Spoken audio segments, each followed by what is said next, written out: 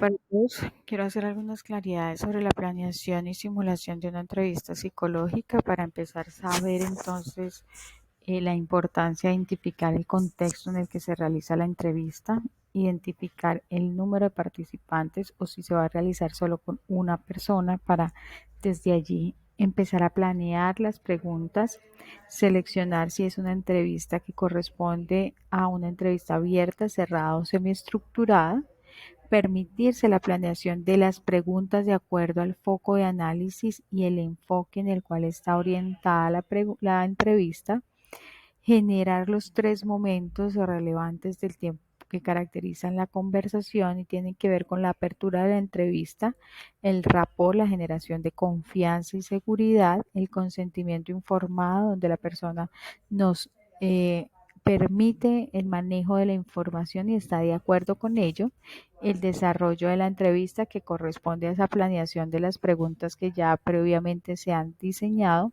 y el cierre. En relación a la orientación del paso 3, importante saber que hay distintos tipos de pregunta y lo que nosotros queremos identificar o desarrollar alrededor de este anexo es que ustedes puedan dar cuenta de la diferencia entre las preguntas. Recordemos que para González y Porras existen preguntas cerradas, abiertas, de aclaración, sugerentes, proyectivas, de reflejo, de observación de la conducta, situacionales y deseo. Ustedes deben elegir un tipo de pregunta, hablar acerca de su descripción y sus características, elegir un enfoque, independientemente del tipo de pregunta, es elegir el enfoque teniendo claridad de qué es lo que indaga ese enfoque y cuáles son esos conceptos y teorías claves que caracterizan cada uno de ellos. Por ejemplo, en el sistémico, el interés por las relaciones y la comunicación. Por ejemplo, en el humanismo, el interés por el sentido del humano y las motivaciones. En el cognitivo y en el conductual, los repertorios comportamentales, la percepción, memoria, la cognición. En la gestal, la importancia de la percepción que tiene la persona en relación a su experiencia, y en el psicoanálisis cada una de las respuestas propias del aparato psíquico. Sabemos que cada enfoque tiene un objeto de estudio y un foco de análisis diferente. Por eso es tan importante en el cuadro comparativo que ustedes definan cuál es el enfoque que quieren trabajar y bajo el cual van a tener como esos lentes para construir la pregunta. Sumado a eso, deben elegir un contexto de aplicación que corresponde a familia, al educativo, organizacional, comunitario, al jurídico y o al de la salud. Deben elegir uno de ellos y cruzar el tipo de pregunta con el enfoque, con la aplicación, para así dar un ejemplo de la misma. Me explico. En términos, por ejemplo, de una pregunta abierta, en la descripción de esta característica es que nos permite reconocer de manera espontánea lo que la persona señala o identifica frente a una situación en particular. El enfoque, preguntémonos entonces sobre un enfoque humanista que quiero recordar que habla acerca de las motivaciones y los intereses del sentido de la experiencia que cada uno construye. Y en la aplicación, por ejemplo, podríamos emplear un contexto comunitario.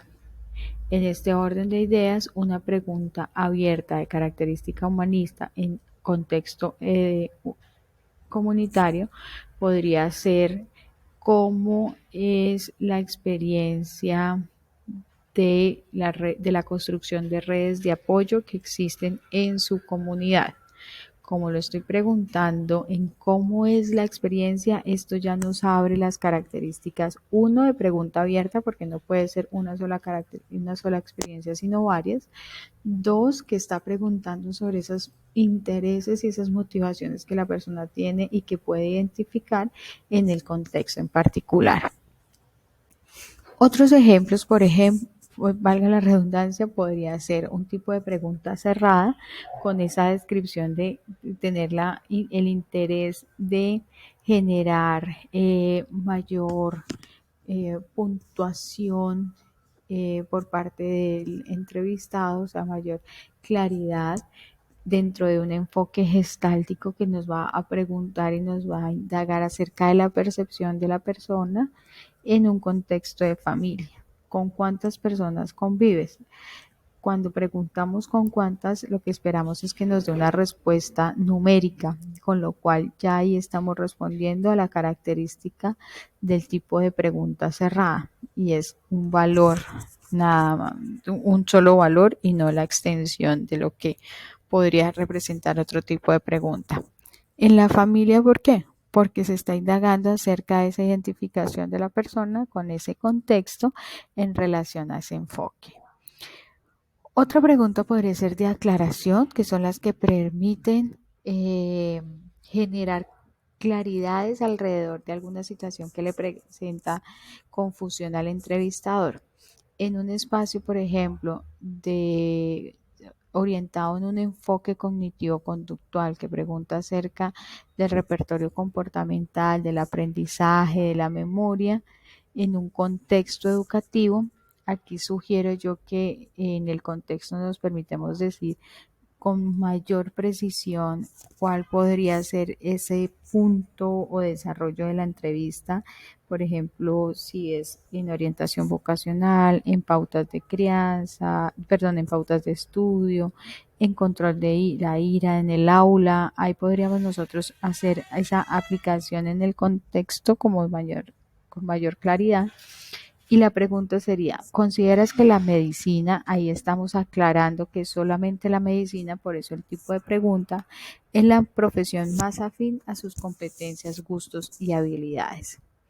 En ese orden, el cuadro comparativo lo que nos permite a nosotros es poder desarrollar la habilidad de generar preguntas de acuerdo a su tipología, el enfoque y el contexto.